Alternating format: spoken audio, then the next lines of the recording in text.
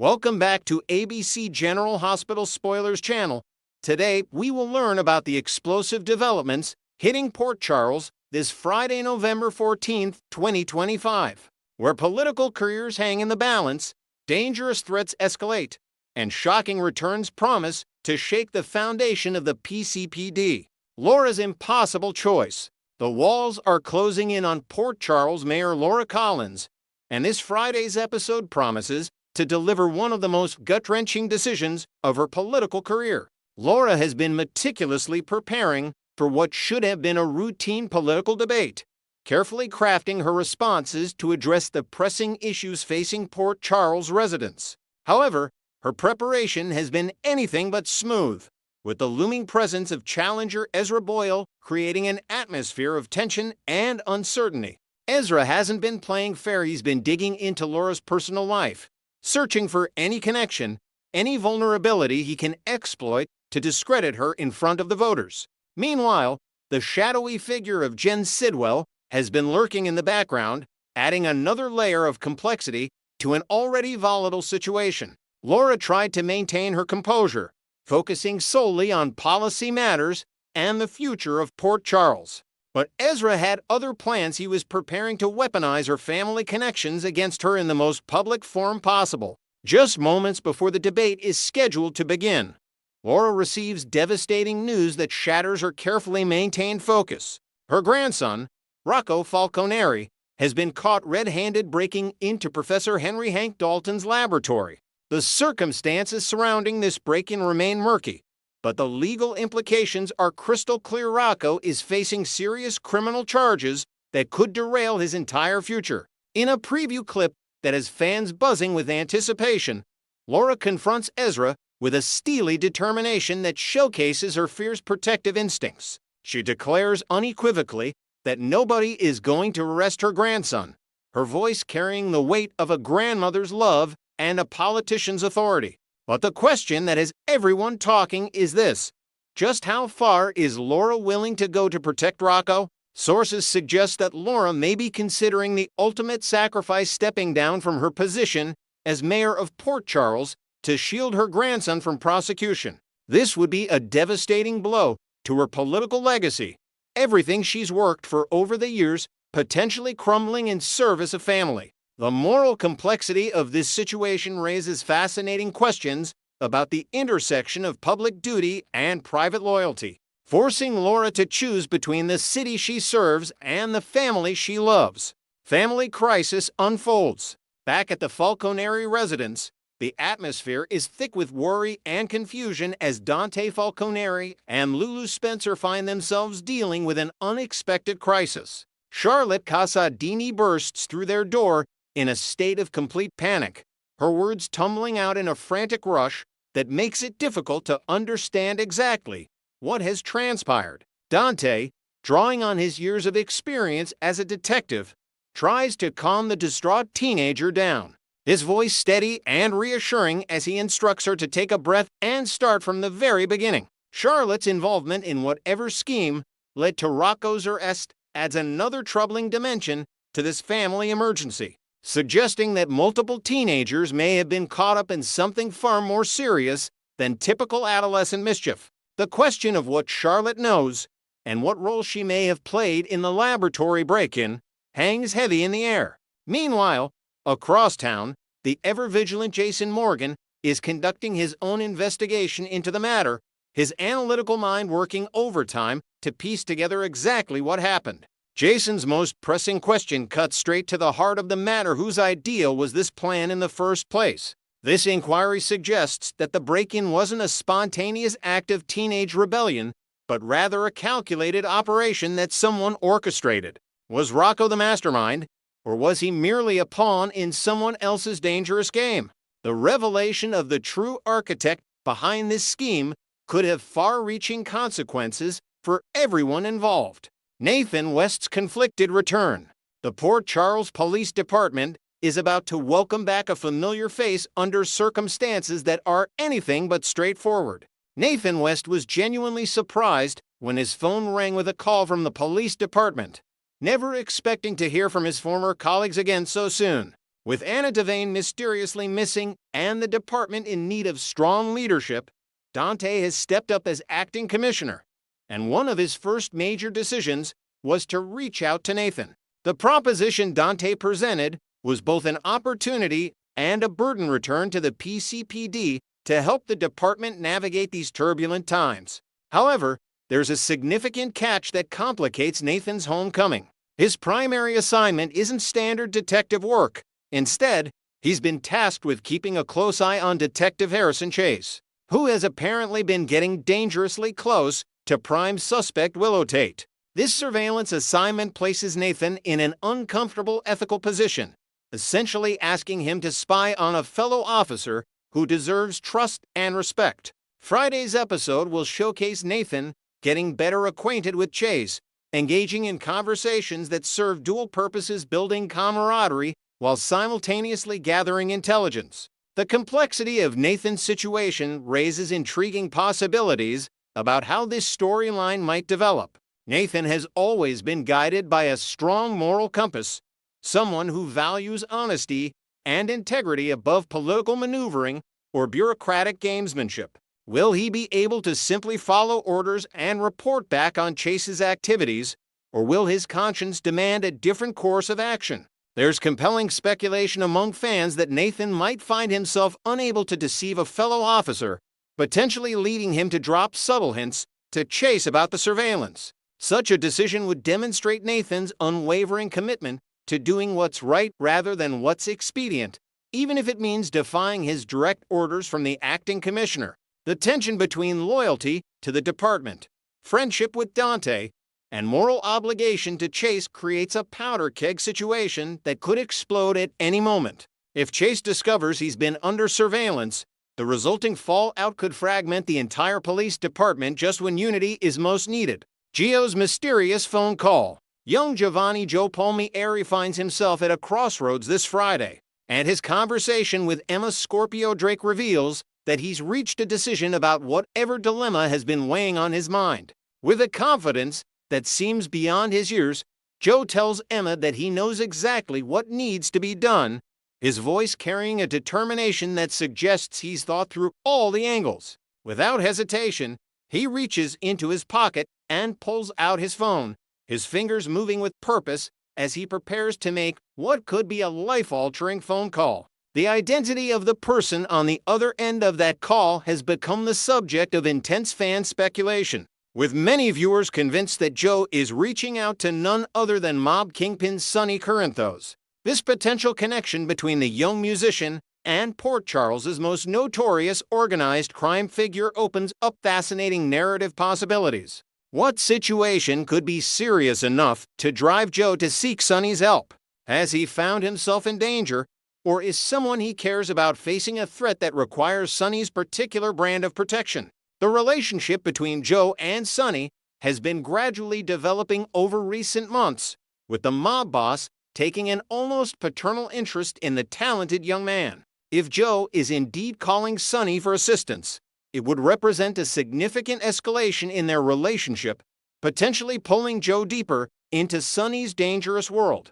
Alternatively, perhaps Joe is attempting to distance himself from Sonny's influence, calling to definitively sever ties before he becomes too entangled. Either scenario promises dramatic consequences that will ripple through multiple storylines. Rick's desperate pitch. Speaking of Sonny Corinthos, the mob boss is about to receive an unexpected visitor who's eager to prove his worth. Rick Lansing arrives at Sonny's door with a proposition, determined to demonstrate just how useful he can be to his former brother-in-law's criminal enterprise. Rick has always been a complicated figure in Port Charles, a skilled attorney whose moral boundaries have proven flexible when circumstances demand it. His legal expertise and connections throughout the city make him a potentially valuable asset for someone in Sonny's position. Someone who constantly needs skilled representation and legal maneuvering to keep his organization running smoothly.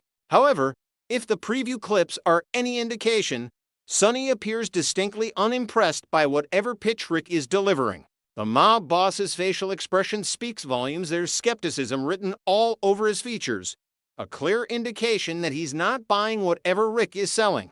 This lukewarm reception raises questions about what exactly has brought Rick to Sonny's doorstep at this particular moment. Is Rick facing financial difficulties that have him seeking employment with the mob? Has he burned too many bridges in the legitimate legal world and now needs Sonny's patronage to survive? Or is there a more personal motivation driving this visit, perhaps connected to his daughter Molly or other family concerns? Sonny's apparent lack of interest could stem from past betrayals, knowing that Rick's loyalty has proven questionable in the past. Trusting Rick with sensitive information or important operations could be a risk that Sonny simply isn't willing to take, regardless of how useful Rick claims he can be. Britt's dangerous gambit. Meanwhile, in what may be the most explosive confrontation of Friday's episode, Dr. Britt Westburn is about to make a move that could have catastrophic consequences.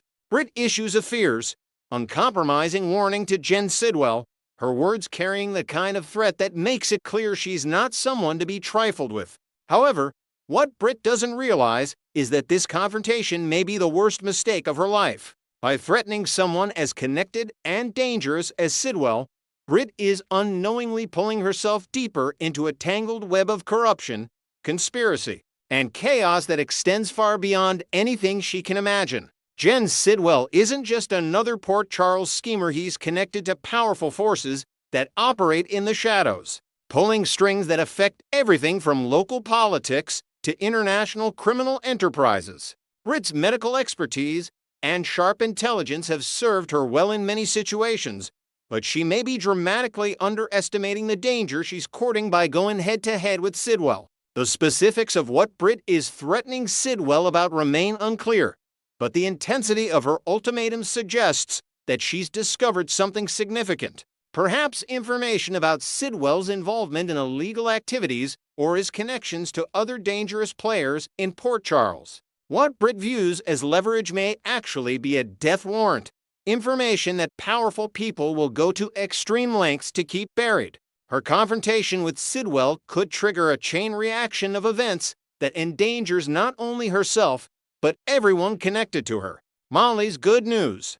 In a rare moment of positivity amidst all the chaos, Molly Lansing Davis has something wonderful to share with her mother, Alexis Davis. The specifics of this good news remain tantalizingly vague, but the fact that Molly is seeking out her mother specifically to share it suggests something deeply personal and meaningful. Given everything Molly has endured recently, the heartbreaking loss of her daughter, the strain on her relationship with TJ, and the general turmoil that seems to perpetually engulf Port Charles, any positive development in her life would be genuinely welcome news. Could Molly be sharing news about her legal career, perhaps a major case victory or a significant promotion? Or might this good news be more personal in nature, possibly indicating healing in her relationship with TJ or even the unexpected possibility of another pregnancy? Alexis, who has watched her daughter suffer through unimaginable pain, will undoubtedly be relieved to hear something positive for once.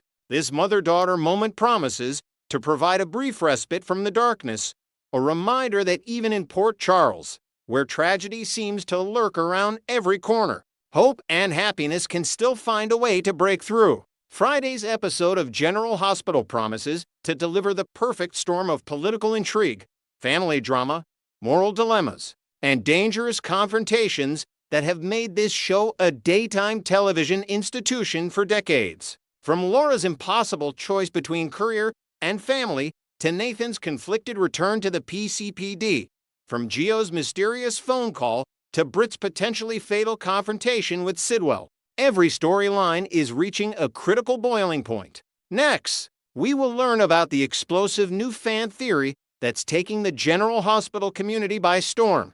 A theory suggesting that Britt Westburn may have never truly died from Heather Weber's poison hook attack, and that her survival might be part of an elaborate scheme orchestrated by none other than her diabolical father, Caesar Faison. This shocking revelation has fans revisiting every moment of that fateful night when Britt supposedly breathed her last breath in her mother Liesl Obrich's arms, searching for clues they might have missed. The mastermind's grand design. Caesar Faison was never just a simple villain in Port Charles. He was a calculating genius whose obsession with control knew no boundaries. Throughout his time terrorizing the residents of this fictional town, Faison demonstrated an almost supernatural ability to manipulate events from the shadows, pulling strings that others couldn't even see existed. His cold fusion research project wasn't merely a scientific endeavor, it represented his life's work, his legacy, and perhaps most importantly, his path to ultimate power. But Faison understood something crucial that many villains fail to grasp. True immortality doesn't come from living forever yourself, but from ensuring your work continues long after you're gone.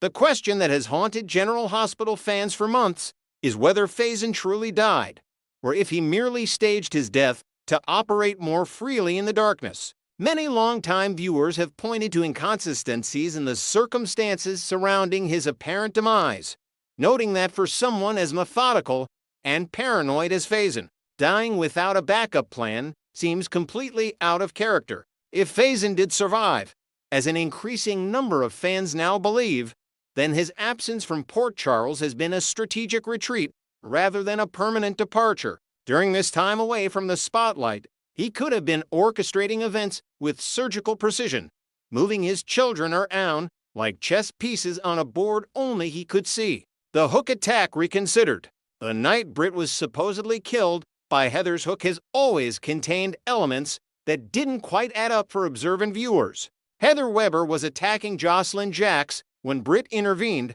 sacrificing herself to save the young woman's life in what appeared to be a moment of pure heroism.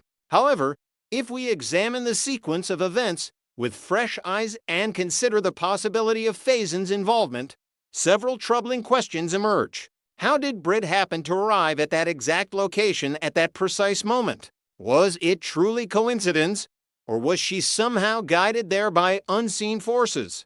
Fans have begun theorizing that Faison may have switched the poison on Heather's hook before the attack ever occurred. Instead of the deadly toxin that Heather believed she was using, the hook could have been coated with a sophisticated pharmaceutical compound designed to simulate death without actually causing it. Such substances exist in the world of soap operas, where medical miracles and impossible survivals are part of the genre's DNA. This theoretical compound might have suppressed Britt's vital signs to undetectable levels, slowed her heart rate to nearly nothing, and induced a comatose state so profound that even trained medical professionals would declare her deceased. The genius of such a plan lies in its simplicity and believability. Everyone in Port Charles knew about Heather's hook attacks and the deadly poison she used. When Britt was hooked and subsequently died, it fit the established pattern perfectly, arousing no suspicion. Even Lisa Lobrecht, Britt's mother and a doctor herself, believed her daughter had truly passed away as she held her in those final moments. But what if those weren't final moments at all? What if Britt was merely in a state of suspended animation, her body shut down to minimal function, while she waited for the compound to wear off or for Faison to retrieve her? Nathan West's mysterious resurrection. The parallels between Britt's supposed death and Nathan West's shooting in 2018 are too significant to ignore. When Faison shot his own son, the official story was that it was an accident, that the master criminal had never intended to kill Nathan. But considering Faison's legendary marksmanship and his meticulous nature, accidentally shooting his son seems almost laughably unlikely. Every action Faison took was calculated, every move planned 3 steps ahead. So the idea that he would carelessly fire a weapon without knowing exactly where the bullet would go defies everything we know about his character. Nathan West was declared dead after succumbing to complications from his gunshot wounds, and Port Charles mourned the loss of a good man taken too soon. His wife Maxie Jones was devastated. His friends and colleagues at the Port Charles Police Department were heartbroken, and the entire town felt the absence of his steady, heroic presence. Yet now, years later, there are whispers that Nathan may have returned from the dead. Sightings have been reported, cryptic clues have emerged, and the General Hospital rumor mill is working overtime trying to determine if this is truly Nathan West or an imposter wearing his face. If we accept the theory that Faison has been orchestrating his children's fates all along, Nathan's resurrection makes perfect sense within that framework. Just as with Britt, Faison may have used the shooting as an opportunity to fake Nathan's death and remove him from the board temporarily. While everyone believed Nathan was dead and buried, Faison could have been keeping him in a secure location, perhaps in a medically induced coma or some other form of suspended preservation. The technology to accomplish such a feat exists within the heightened reality of soap opera medicine, where miracle cures and impossible recoveries happen with surprising regularity. The cold fusion connection. At the heart of this conspiracy lies Faison's obsession with his cold fusion research, a project he valued above almost everything else in his life. Cold fusion represents the holy grail of energy production. Unlimited, clean power that could revolutionize the world or, in the wrong hands, become a weapon of unimaginable destruction. For someone like Faison, who craved power and control above all else, successfully completing his cold fusion project would have been the ultimate achievement.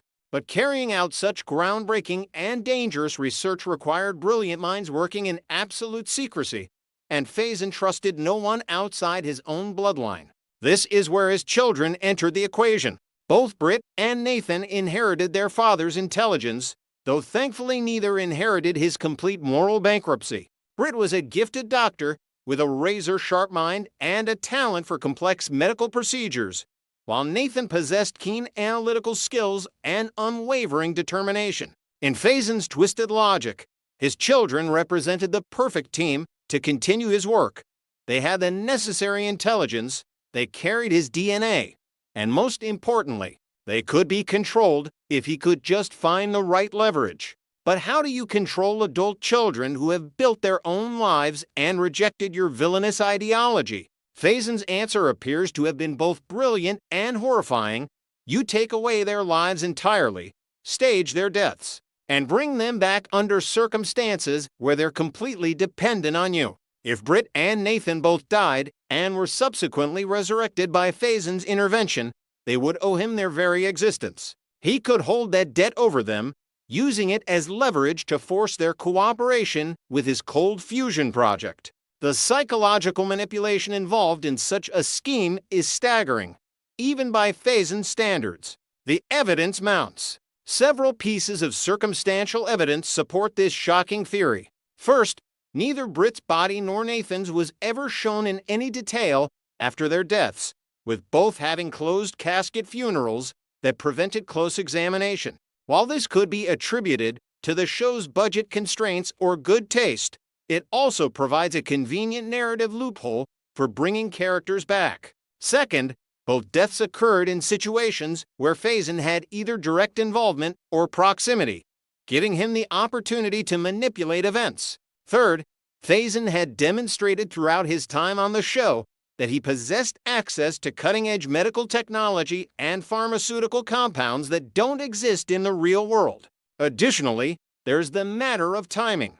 Britt and Nathan's deaths occurred at moments when they were both becoming increasingly independent and establishing lives that didn't revolve around their father's legacy. Britt had been working to step out from under her parents' shadows and build a reputation based on her own merits, while Nathan had completely rejected Faison's influence and built a life dedicated to justice and protecting others. For a control freak like Faison, watching his children slip away from his sphere of influence would have been intolerable. Staging their deaths would allow him to reset the board and restructure their relationship entirely on his terms. What happens next? If this theory proves correct, the implications for Port Charles are staggering.